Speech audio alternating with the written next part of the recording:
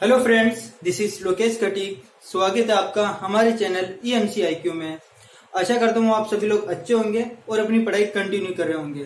तो आज की वीडियो के अंदर हम BSc फाइनल ईयर का एक इम्पोर्टेंट टॉपिक पढ़ेंगे। टॉपिक का नाम होगा हमारे अम्ल और क्षार, कठोर अम्ल और क्षार वाला जो आपकी चैप्टर है इनऑर्गेनिक केमिस्ट्री की आपकी यूनिट 3 है। उसके अंदर आपकी चैप्टर है कठोर और मृदु अम्ल और क्षार, hard and soft acid and base के बारे में।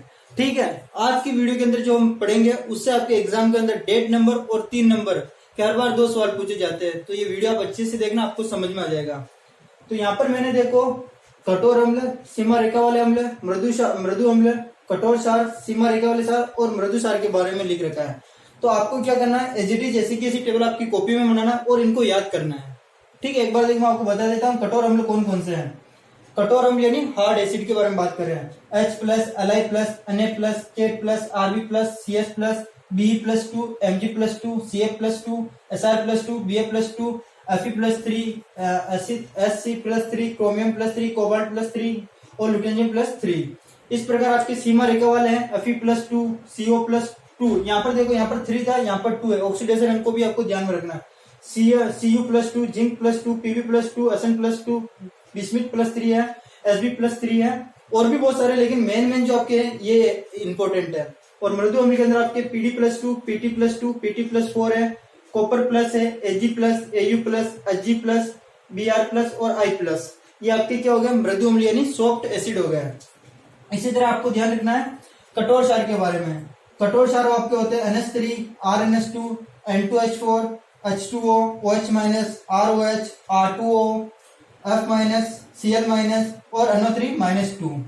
सीमा रेखा वाले आपके क्षार होते हैं C6H5NH2, C6H5N, NO2 minus, SO3 minus 2, Br minus. और मृदु क्षार यानी जो आपके सॉफ्ट एसिड बेस होते हैं वो होते हैं I minus, H minus, R minus, Cn minus, R2S, RSH, HCl minus और C6H6 है ना, इस तरह से। तो आपकी जो बुक है उसके अंदर वो एक बड़ी टेबल बनी हो, आप उसको देख लेना। लेकिन जो इंपॉर्टेंट है वो आपकी यही है। इन्हीं की सहायता से हम एग्जाम के अंदर जो क्वेश्चन आते हैं उनको करेंगे। ठीक है, तो आप इसको अच्छी तरह से नोट कर लो। फिर हम आगे एक और छोटा सा कॉन्सेप्ट है वो समझकर एग्जाम के अंदर जो हमारे क्वेश्चन आए हुए हैं वो करेंगे, है ना। नोट कर लो आप इसको। ठीक है, एक तो आपको वो टेबल याद करनी थी और अब एक और मैं आपको जो बात बताने वाला वो ध्यान रखनी है, उससे रिलेटेड हम सवाल करेंगे। देखो, एक आपने भी क्या पढ़ा, कठोर अम्ल प्लस कठोर क्षार या मृदु अम्ल प्लस मृदु क्षार।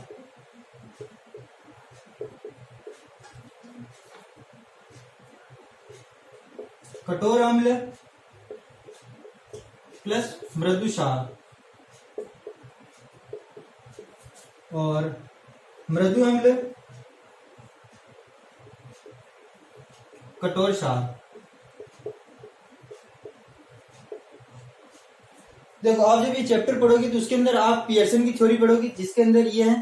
ठीक है, अब देखो होता है क्या है, जब कठोर अम्ल और कठोर क्षार, जब कठोर अम्ल कठोर क्षार या मृदु अम्ल मृदु क्षार आपस में रिएक्शन करके कोई संकुल बनाते हैं, कोई कंपाउंड बनाते हैं, तो ध्यान रखना कि वो स्थायी होता है।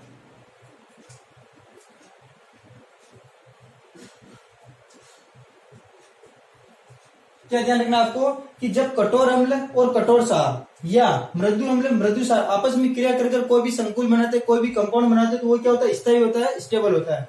लेकिन जब एक कठोर हो और एक मृदु हो, जैसे एक कठोर अम्ल एक मृदु क्षार है या एक मृदु अम्ल एक कठोर क्षार है, दोनों या तो दोनों क्या, एक कठोर एक मृदु है, मृदु या कठोर हो, तो क्या होंगे, जब वो रिएक्शन करके कोई कंपाउंड बनाते हैं, कोई भी संकुल बनाते हैं, तो ध्यान रखना वो क्या होगा, वो अस्थायी होगा। वो क्या होता है, अस्थायी होता है, अनस्टेबल। ठीक है, बस आपको ये बात ध्यान रखनी है कि जब कठोर कठोर या मृदु मृदु आपस में रिएक्शन करते हैं तो वो स्थायी होते हैं। लेकिन जब एक कठोर हो और एक मृदु हो तो वो रिएक्शन करके जो भी आपके यौगिक बनेंगे वो क्या होगा, आपके अस्थायी होगा। ये वैसे पियर्सन की थ्योरी है ना, पियर्सन की अवधारणा है। तो बस आपको ये ध्यान रखना है। और एक और बात यहाँ पर ध्यान रखनी है कि जो अस्थायी होते हैं, जैसे कठोर अम्ल मृदु क्षार या मृदु अम्ल कठोर क्षार आपस में रिएक्शन करके जो भी यौगिक बनाएगा वो अस्थायी होगा। और अस्थायियों का जल अपघटन तेजी से होता है। अस्थायी का जल अपघटन तेजी से होता है, जल अपघटन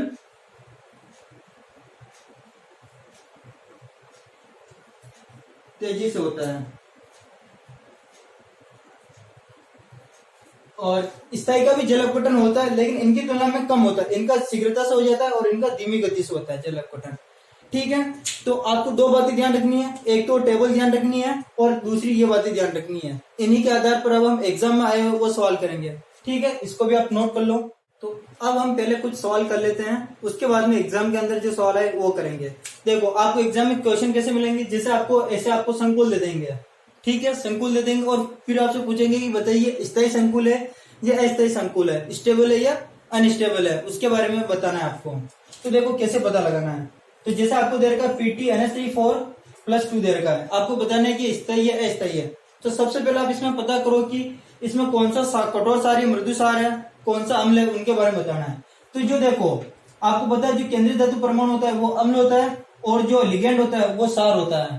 ठीक है, जो आपके केंद्रीय धातु परमाणु होता है, यहाँ पर प्लेटिनियम, ये इलेक्ट्रॉन को ग्रहण करता है इसलिए ये अम्ल है, और ये आपके इलेक्ट्रॉन को दान देता है लिगेंड, इसलिए क्या होता है, ये सार होता है। तो देखो आपको पता है, अभी हमने लिखा कि जो पीटी प्लेटिनियम है वो क्या है, प्लेटिनियम क्या आपके है, सॉफ्ट एसिड है। वो टेबल के अंदर देख लो आप, वो क्या आपके प्लेटिनियम जो आपके सॉफ्ट एसिड है। और जो आपके NH3 है वो देखो कि वो क्या है, वो आपके हार्ड बेस है। टेबल के अंदर देख लेना आप, ये आपकी क्या सॉफ्ट एसिड है और ये आपकी क्या है, हार्ड बेस है। और अभी हमने फिर बात की है कि जब एक सॉफ्ट और एक हार्ड हो तो जब वो संकुल बनाते हैं तो वो क्या होता है, वो अस्थायी होता है। क्या होता है, वो अस्थायी यानी अनस्टेबल होता है।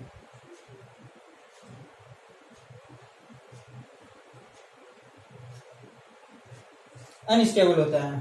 ठीक है, देखो जब एक सॉफ्ट है और एक हार्ड हो तो अनस्टेबल होगा, लेकिन जब दोनों सॉफ्ट हो या दोनों हार्ड हो तो क्या होगा, स्टेबल होगा। जैसे इसके अंदर देखो, इसके अंदर प्लेटिनियम क्या है, सॉफ्ट एसिड है, सॉफ्ट एसिड ऐसे के अंदर लिख रहा हूं ना, सॉफ्ट एसिड। और जो आपके CN है, CN ये क्या होता है, ये आपके सॉफ्ट बेस होता है। ठीक है, ये तो आपके क्या सॉफ्ट एसिड है और ये आपके क्या CN सॉफ्ट बेस है। तो देखो सॉफ्ट और सॉफ्ट आपस में रिएक्शन करते हैं तो क्या बनाते हैं, स्थायी बनाएंगे, स्थायी संकुल बनाएंगे यानी स्टेबल।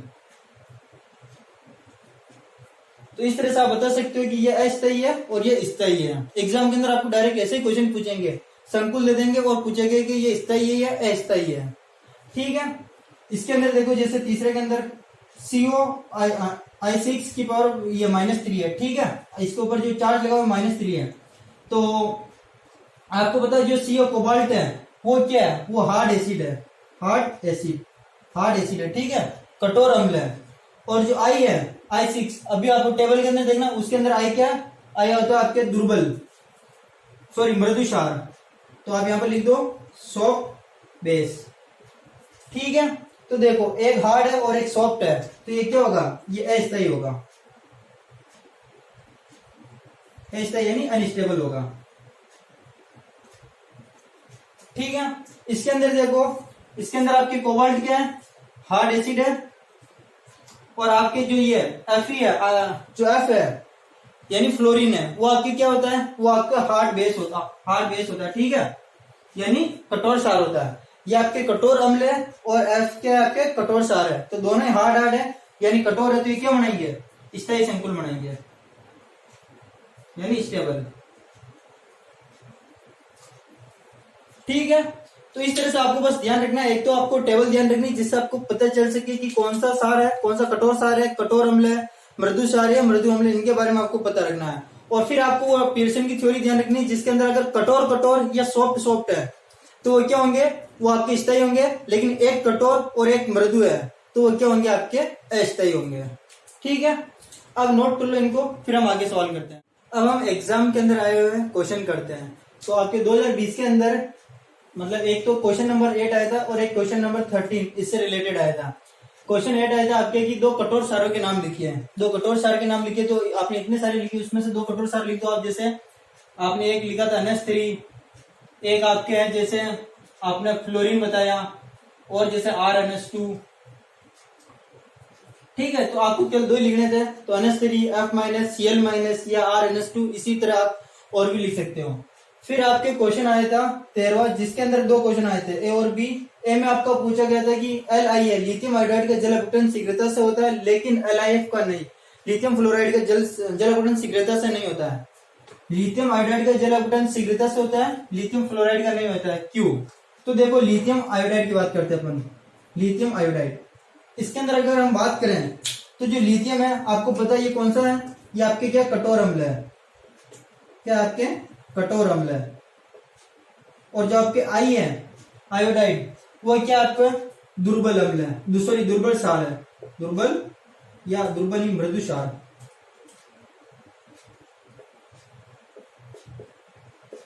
ठीक है, लिथियम तो आपके क्या कठोर अम्ल है, और जो आयोडीन है वो आपके क्या मृदु क्षार है। तो आपको पता है जब एक कठोर और एक मृदु हो तो ये कैसे कंपाउंड होता है, ये अस्थायी है। ये कैसे कंपाउंड है, अस्थायी, ये अस्थायी कंपाउंड है ना। और इधर हम इसकी बात करते हैं LiF की।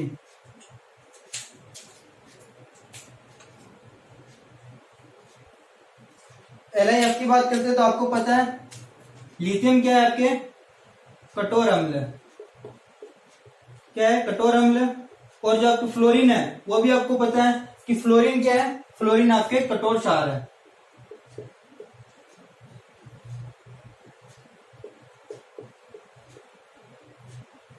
कठोर क्षार, ठीक है। जब दोनों ही कठोर हो तो आपको पता है कौन सा कंपाउंड बनता है, स्थायी कंपाउंड बनता है, स्टेबल, है ना। तो ये आपके Li लिथियम आयोडाइड अस्थायी है और लिथियम फ्लोराइड स्थायी है। तो हमने पियर्सन की भी वो जो आपने बात की शुरू के अंदर कि जो अस्थायी होता है उसका जल अपघटन आसानी से होता है, और जो स्थायी होता है उसका जल अपघटन धीरे होता है। इसका शीघ्रता से होगा और इसका जल अपघटन, इसका भी जल अपघटन होगा, लेकिन इसका जल अपघटन इसकी तुलना में धीरे होगा। इसलिए हम बात करते हैं कि इसका जल अपघटन शीघ्रता से होगा, जल अपघटन शीघ्रता से होगा, ठीक है।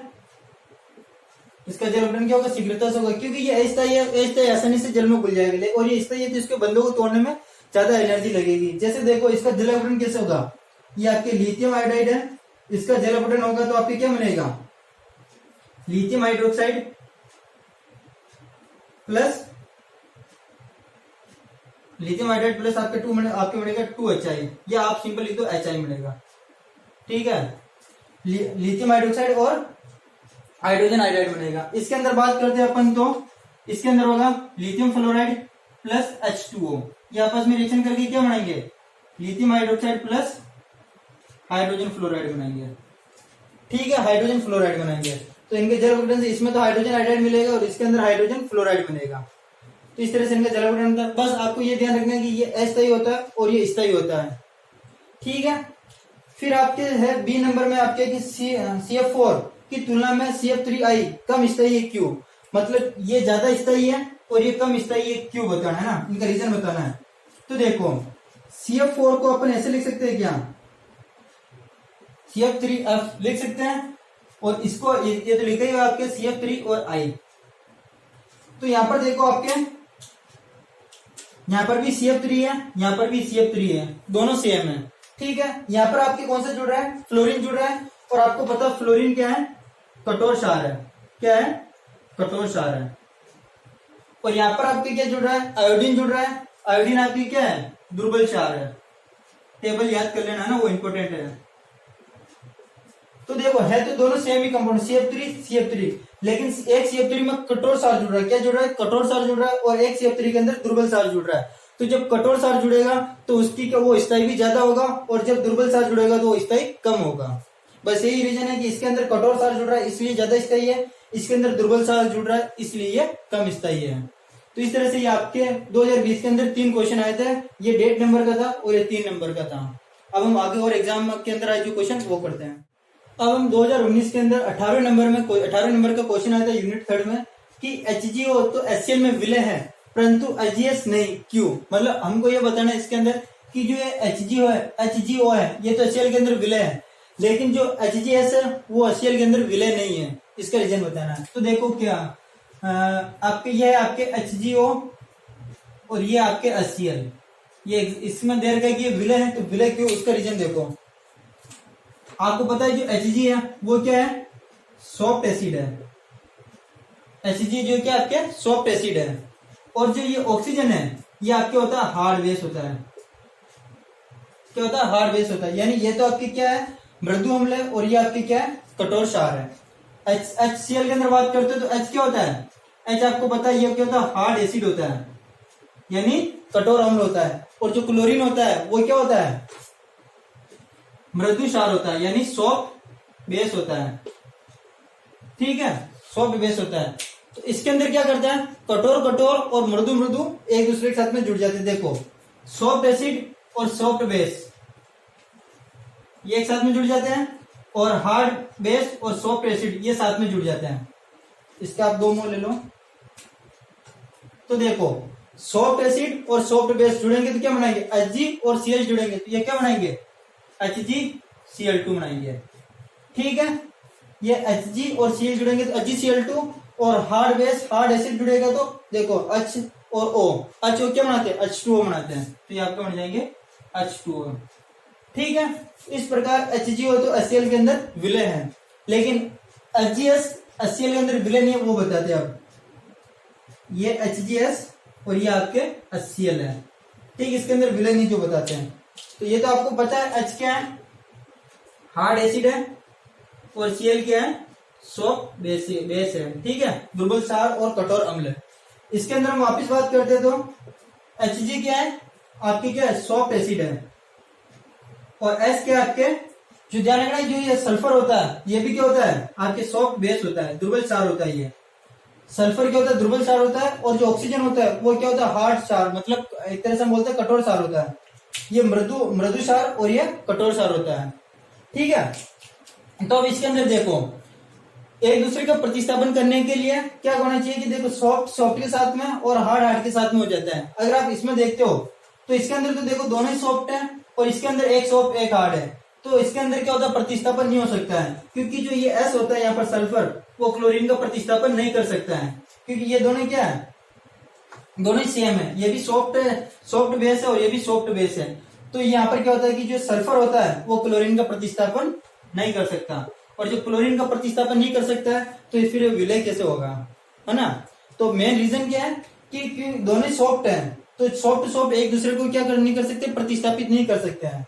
यहाँ पर तो कि देखो यहाँ पर अगर बात करें, यहाँ पर एक हार्ड बेस है और एक सॉफ्ट बेस है, तो ये क्या करते हैं, एक दूसरे को प्रतिस्थापित कर देते हैं। लेकिन यहाँ पर दोनों सॉफ्ट यानी मृदु क्षार है, तो एक दूसरे को प्रतिस्थापित नहीं कर पाते, इसलिए क्या होता है, जल में विलय नहीं होता है। ठीक है, अब हम सवाल करते हैं 2018 और 2017 के अंदर जो है। 2018 के अंदर आपके क्वेश्चन आया, ऐसा आपको दे रखा था, और उसमें बताना था कि मृदु अम्ल को लिखिए। मृदु अम्ल जो ये 2 दे रखे हैं, इनमें आपको बताना है कि जो सॉफ्ट एसिड है वो कौन कौन से, मृदु अम्ल है वो कौन कौन से हैं।